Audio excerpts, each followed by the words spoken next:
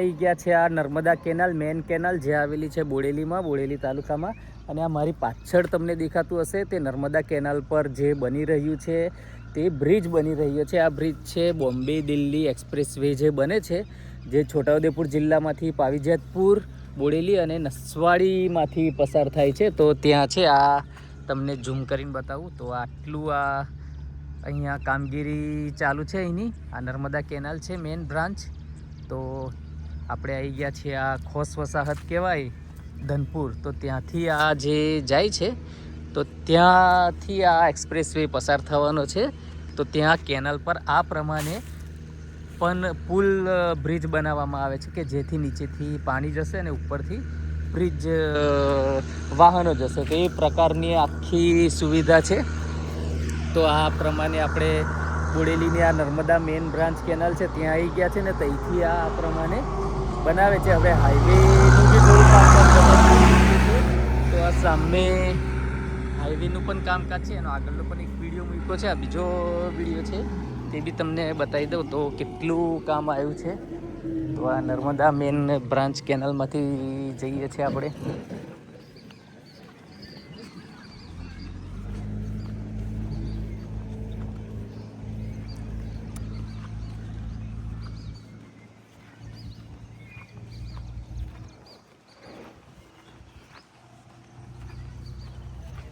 તો આ Narmada main canal છે ત્યાંથી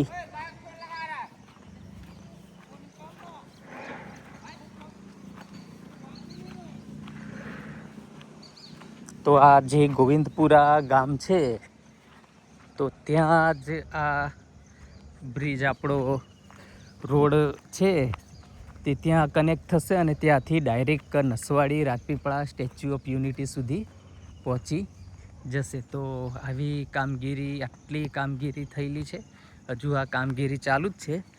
આ હવે થોડા ટાઈમમાં કદાચ પૂર્ણ થશે પણ હજુ વાર લાગે એવું છે. ખૂબ મોટો હાઈવે છે અને ખૂબ મોટું બજેટ છે. તો આ પ્રમાણે આટલી કામગીરી ચાલે છે. આ ખૂબ જ મોટા મશીનો મૂકી દીધા છે ને આ રીતે કામગીરી ચાલુ છે. તો આ જ્યારે પૂર્ણ થશે ને કેટલી કામગીરી આવશે તેનો પછી આગળનો વિશેષ વિડીયો પણ તમને બતાવશું. તો આ જે ખોસ વસાહત છે બોડેલીમાં અને ધનપુર ગામ લખેલું છે, જે બોડેલી અને કોસિંદ્રાની વચ્ચે મોડાસર ચોકડીથી થોડુંક આગળ જઈએ તો ત્યાં જે નર્મદા કેનાલ છે બ્રાન્ચ કેનાલ, તો ત્યાંથી જે બ્રિજ બને છે તો ત્યાંની વિઝિટે આજે આવ્યા હતા.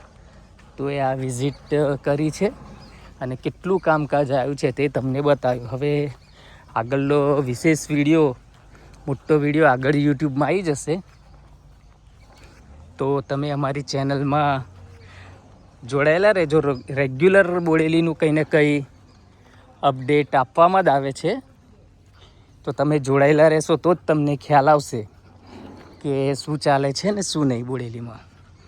તો આવું છે, આટલું કામ આવ્યું છે. તો વિડીયો કેવો લાગ્યો તે અમને જણાવશો અને અમારી ચેનલને લાઈક કરો, શેર કરો, સબસ્ક્રાઈબ કરતા રહેજો. આવા નવા વિડીયો જોવા માટે ખૂબ જ મજા આવશે.